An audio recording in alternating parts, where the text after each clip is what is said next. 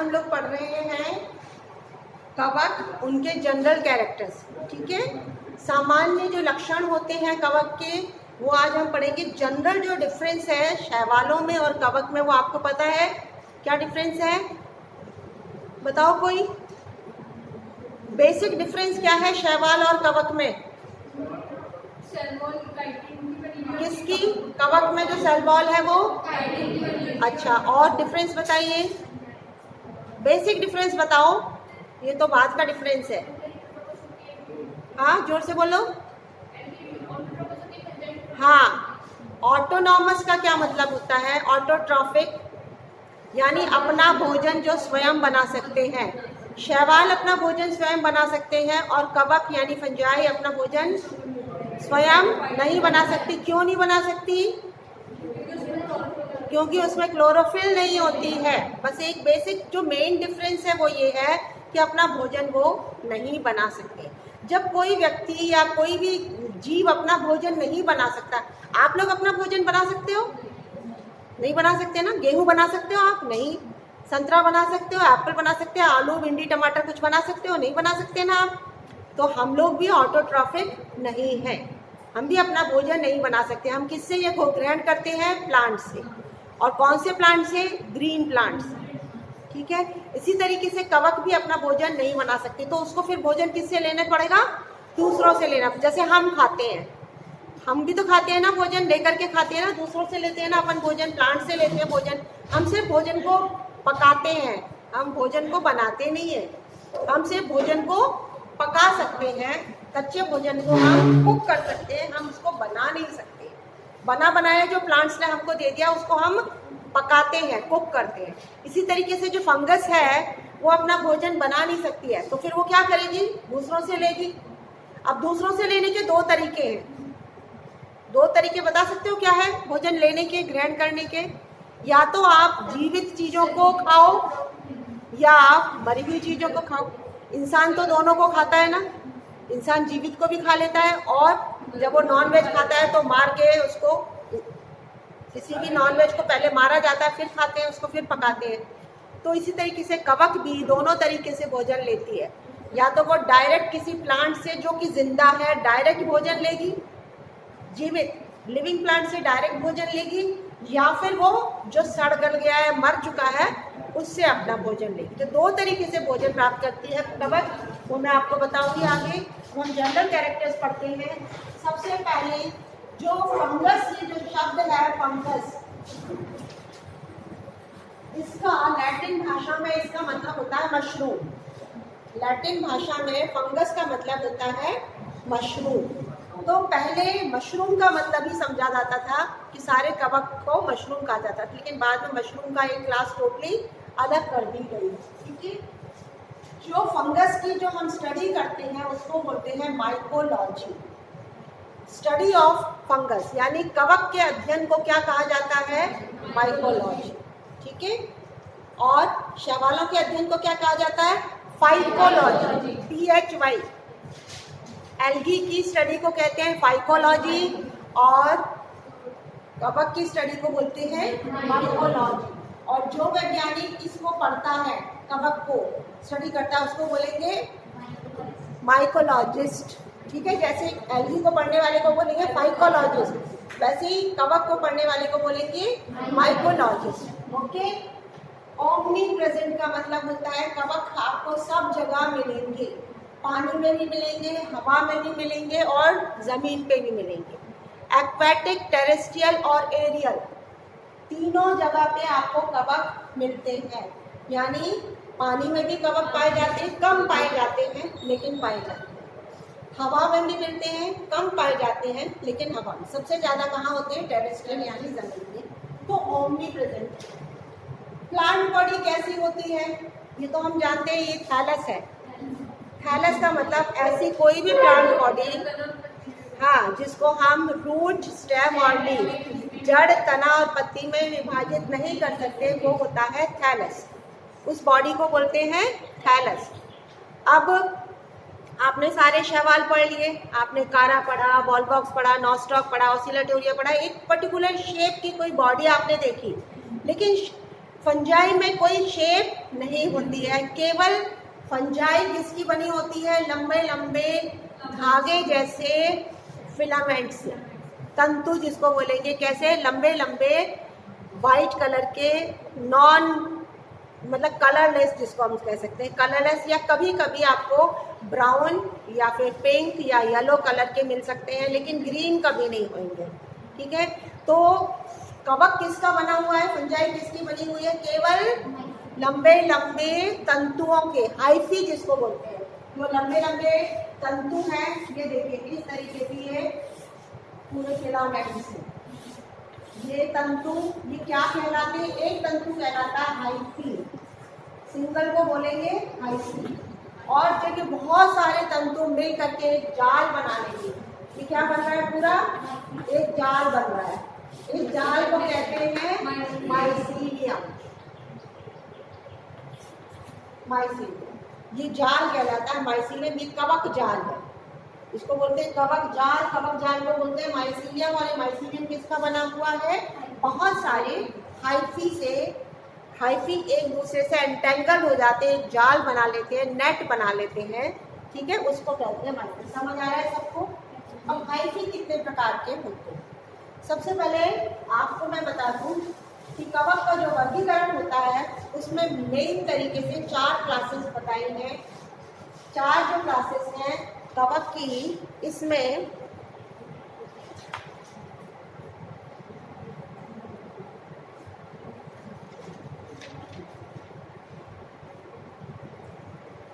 सबसे जो पहली क्लास है फाइकोमाइसीटीज,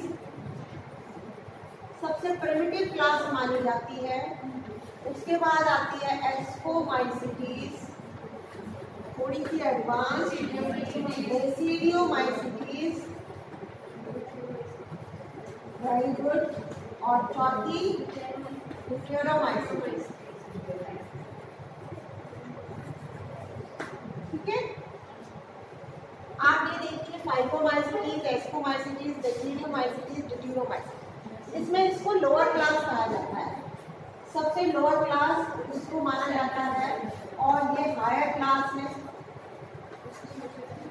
ठीक है, अब जो मैं हाइफी की बात कर रही थी, हाइफी, एक हाइफी तो ये हुआ, देखिए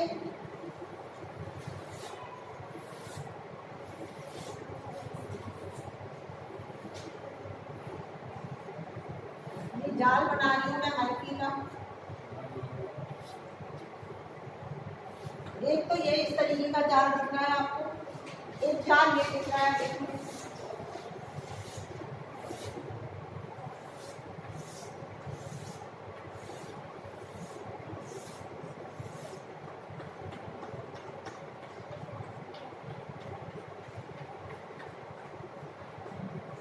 अंतर आपको पता चला इस जाल में और इस जाल में क्या है, वेरी गुड, क्या नाम है बेटा तेरा, अर्शी। अब देखो ये भी हाइफी है, ये भी हाइफी है, ये हाइफी में कहीं भी बीच में आपको बॉल फॉर्मेशन या सेप्टा नजर नहीं आ रहे हैं, और ये वाले जो हाइफी हैं इनके अंदर आपको सेप्टा नजर आ रहे हैं। दूसरी चीज देखिए,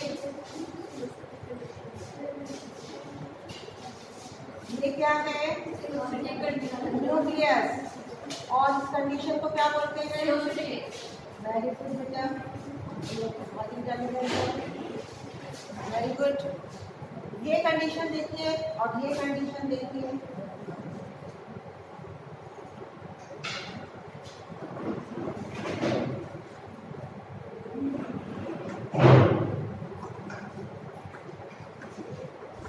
ठीक है, ये हाइफी है जिनके अंदर बीच में कहीं भी आपको सेप्टा नहीं दिख रहा, बॉल फॉर्मेशन नहीं दिख रहा है, संपूर्ण पूरी तरीके से ट्यूब की तरह है जिसमें बहुत सारे न्यूक्लियस बिखरे पड़े हैं। ये वाले देखिए जिसमें हर एक सेप्टा एक सेल बना रहा है और उस सेल के अंदर एक केंद्रक है। ये एक भी हो सकता है, दो भी हो सकते हैं, दो से ज़्यादा भी हो सकते हैं कई बार, है ना। यहाँ पे ये जो कंडीशन है जिसमें सेप्टा नहीं होते हैं इसको बोलते हैं सीनोसाइटिक कंडीशन।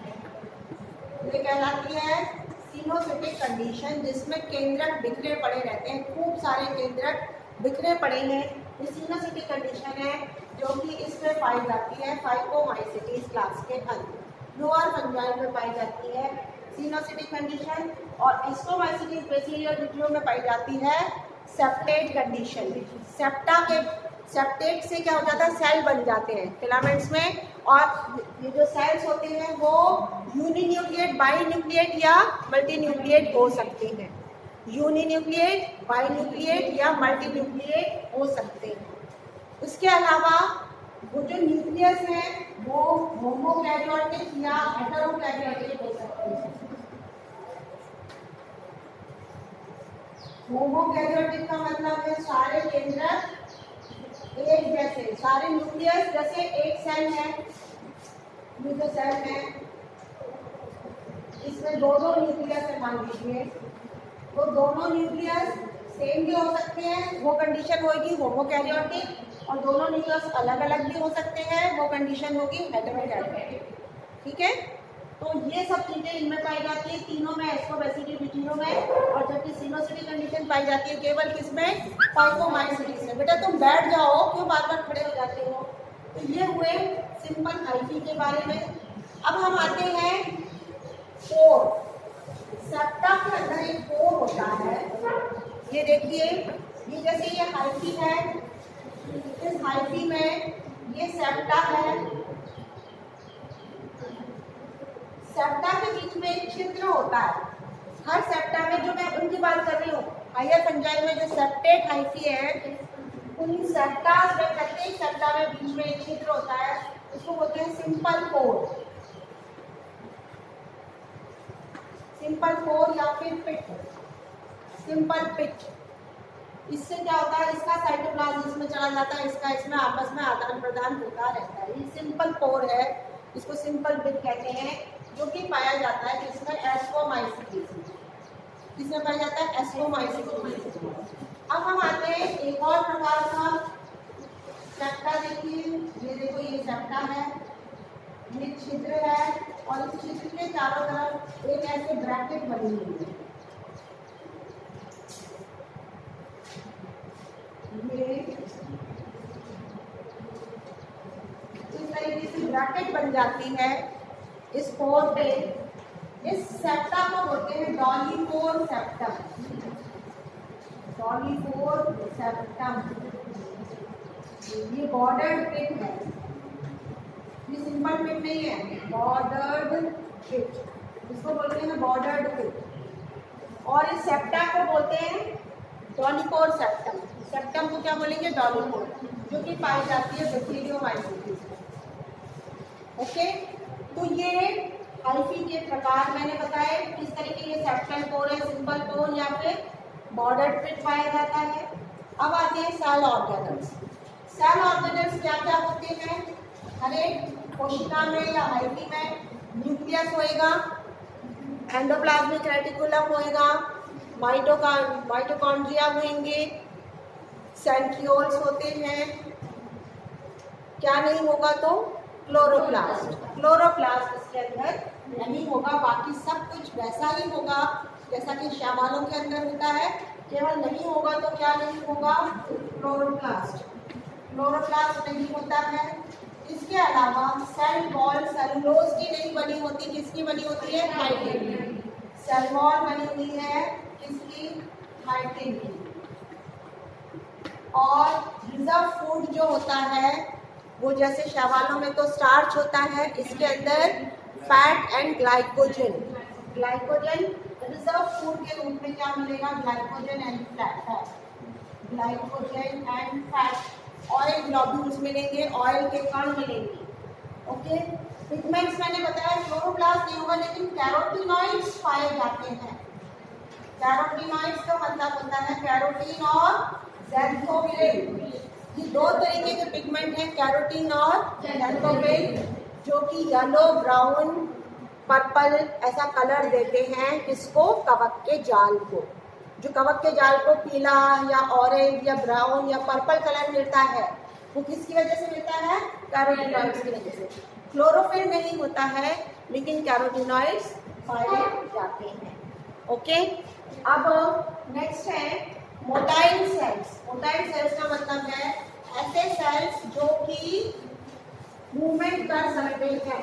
अब हम बात करें तो ये जो हायर क्लासेस हैं तीनों, एस्को, बैक्टीरियो, डिटीरो, इनके पूरे जीवन चक्र में मोटाइल सेल्स नहीं पाए जाते हैं। No motile sales. मोटाइल का मतलब है फ्लैजिला वाले, ठीक है। ऐसे सेल्स जिसके ऊपर कशाभिकाएं यानी फ्लैजिला लगे होते हैं उनको बोलते हैं मोटाइल सेल्स। तो एस्कोमाइसिटीज, बैक्टीरियो, डिटीरो, इनमें कोई भी मोटाइल सेल्स पूरे जीवन चक्र में नहीं मिलेंगे। लेकिन फाइकोमाइसिटीज में ब्रूड स्पोर आपको मिलते हैं या फिर गैमीट्स जो बनते हैं वो कैसे होते हैं, मोटाइल होते हैं। मोटाइल यानी उनके अंदर फ्लैजिला पाया जाता है।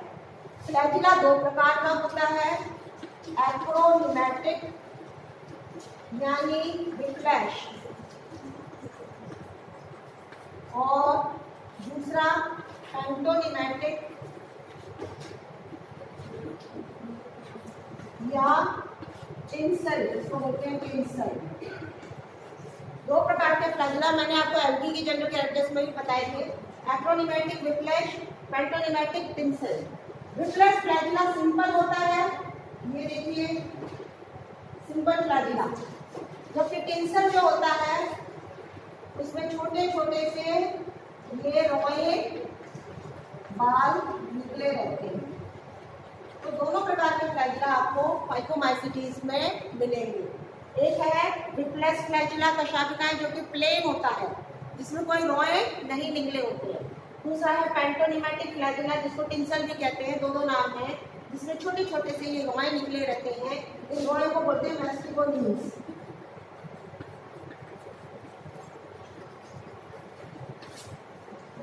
आपको जो हिंदी मीडियम के बच्चे हैं पढ़ना इंग्लिश में ही पड़ेगा, क्योंकि अगर आप आगे पढ़ना चाहोगे सेकंड ईयर थर्ड ईयर तक आते आते आपको ये टर्म्स ज़्यादा आसान लगेंगे, हिंदी के क्लिष्ट लगने लग जाएंगे, ठीक है। दो तरीके के फ्लैजिला कशाभिकाएं होती हैं, विप्लैश और टिंसल। विप्लैश में कोई भी हेयर नहीं निकले होते हैं और इसमें छोटे छोटे रोए निकले रहते हैं। उन रोयों को क्या बोलते हैं, मैस्टिगोनीज, ठीक है। ये हो गया फ्लैजिला के बारे में कंप्लीट। अब नेक्स्ट हम आगे बढ़ते हुए दूसरा वीडियो बनाती हूँ। ये आपका हो गया 17 मिनट्स का।